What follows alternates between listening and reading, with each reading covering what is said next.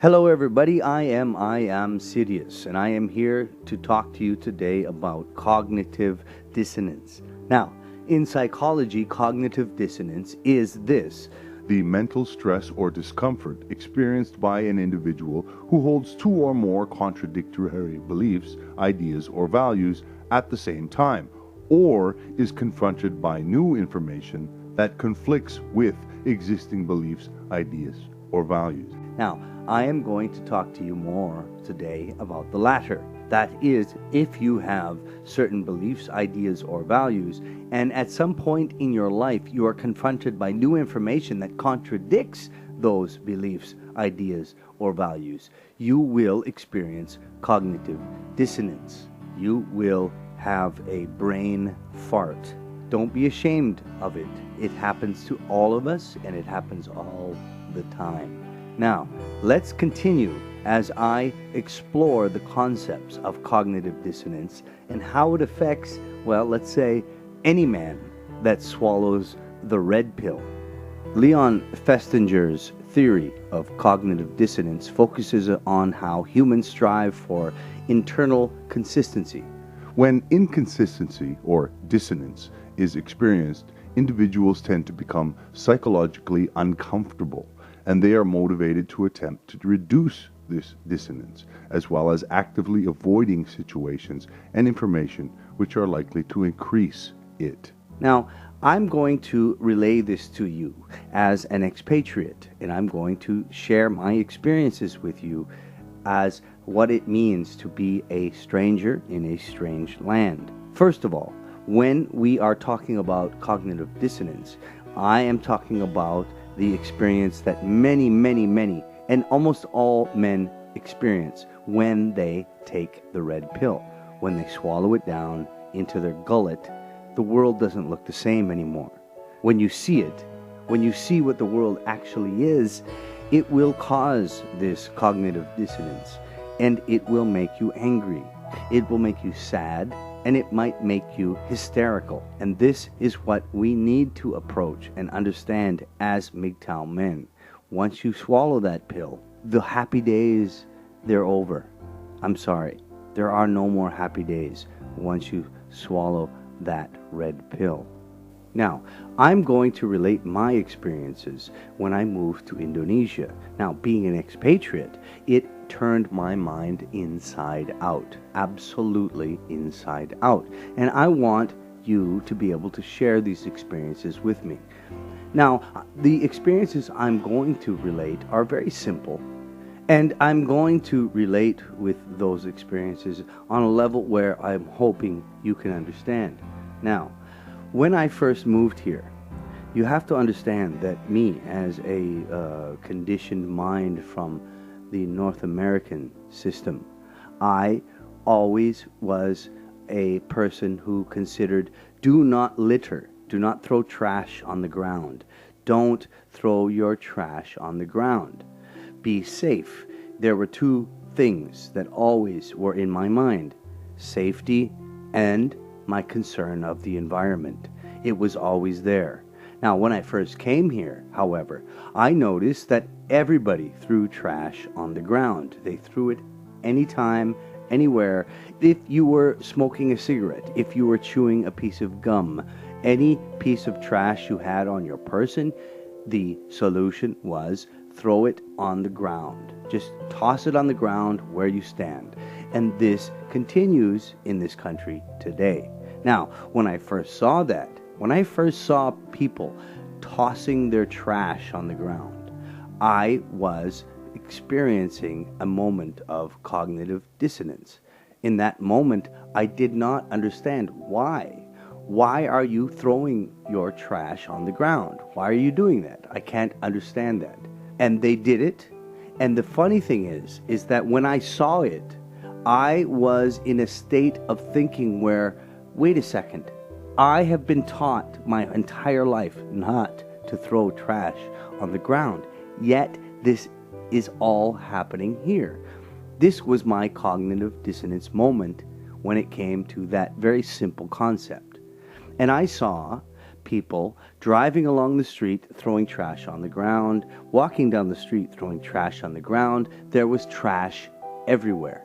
Now, you might understand what I'm talking about if you are a Western influenced mind. You cannot comprehend the concept of, hey, I've got trash in my hand, I'll just throw it on the ground. But that's what they did everywhere and every place that I went. And it was disturbing to me. It changed my concepts of what is real and what is not. I went through a moment where I tried to understand tossing trash as something that, well, everybody did. And in turn, I culled my cognitive dissonance and I tossed it anyway. And it felt very good. Doing what you have always considered to be against the so-called grain feels very good. But I still considered my consequences. You might think that the laws that have conditioned your behavior are the laws that we must all apply to. But in the end, your conditioning of those laws makes you very susceptible to any law or idea that might make your actions worse than the laws you have considered and obeyed in the first place. Now here's a story from a friend of mine that has lived in Indonesia as long as I have. And he said to me he went to a gas station one day and watched a man standing on a ladder with a lit cigarette in his mouth, right above the pumps of the gas station as it rained, trying to fix some kind of electrical problem. So here we had a man standing on a ladder with a cigarette in his mouth, a lit cigarette in his mouth, trying to fix an electrical problem right above gasoline pumps. My friend said to me, I think we need to get out of here before something bad happens. And that's how it works. That's how it works, my friends, when you have cognitive dissonance. You don't understand how can people possibly do this. I remember when I came here, I saw little children flying kites right around electrical lines. And nobody cared. They watched as the children played and laughed and giggled, even though they were flying kites right next to electrical power lines. And when I brought it up to a person there, they said, well, it's okay because they have, they got the wires are insulated. They're not going to get electrocuted. Come on, let them have fun. And that's how it works. Cognitive dissonance, to the point where you start to question your own concepts of what is real, what is safe, what is supposed to happen. I remember not understanding why. Why do people throw trash on the ground? Why do little children fly kites next to power lines? Because I was taught from day one that that was a bad idea. Yet here I see it happening every day. Now, I don't know. Maybe there are all these children dying from being electrocuted. I don't know. I've never seen it. But I'll tell you this. I have been conditioned to accept a part of what is safe, a part of what is real, a part of what you need to do to be a safe and real person. And I could not accept the fact that people in the rest of the world did not follow the guidelines that I was taught. That was my cognitive dissonance in the beginning. There was also a moment where I eventually was going blind, and my blindness was because of an apparent bacterial infection that nobody could solve.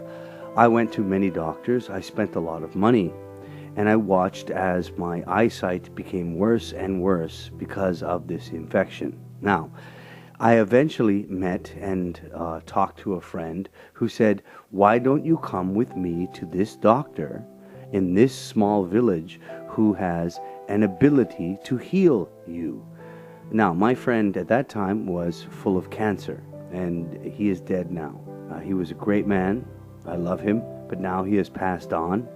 And at that moment, he said to me, let's go to this doctor, this magical doctor, and let's get your eyes healed because he's trying to heal my cancer. We went there and we lined up in a very small village, and I walked into a very small room, and a very small man with a very small mustache said to me, "Okay, what is your problem?" I explained to him that my eyes are itchy and red. Look at them. I'm losing my sight.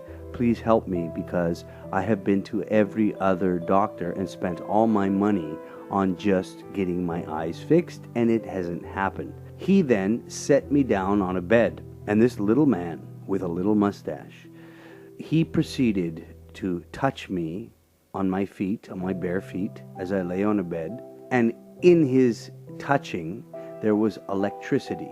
He shot electricity out of his hands. He shot electricity out of his hands.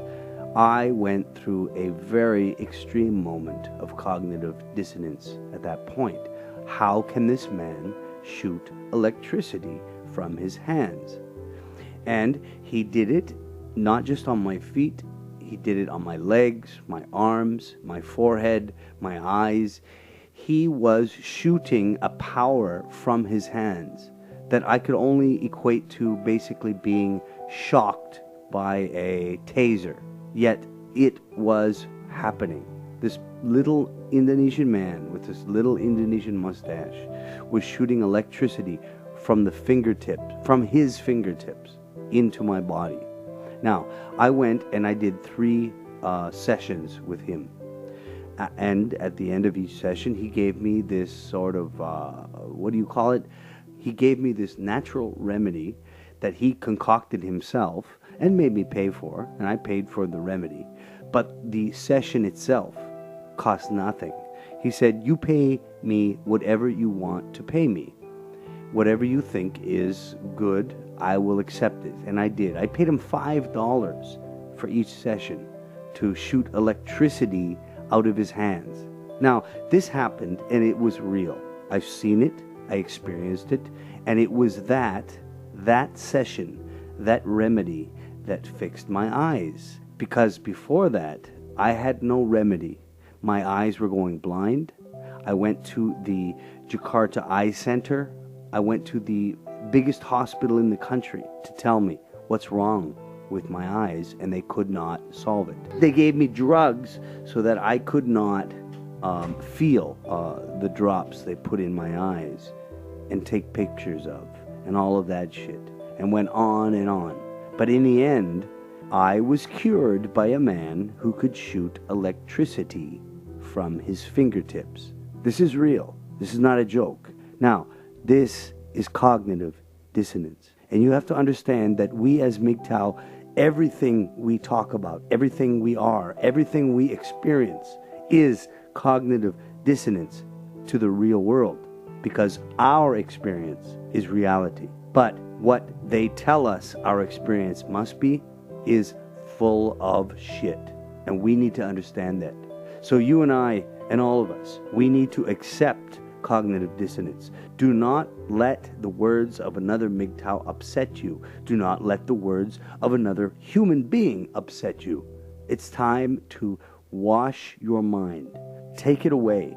Put your mind into a place where everybody can look at it, observe it, and we can all communicate based on what we see and experience. Because after all, that's what it comes down to, what we experience. And what we experience is what we experience as men. So let's do that. I'll see you again, my friends, my brothers. I love you all. We'll be back when the MGTOW demands it.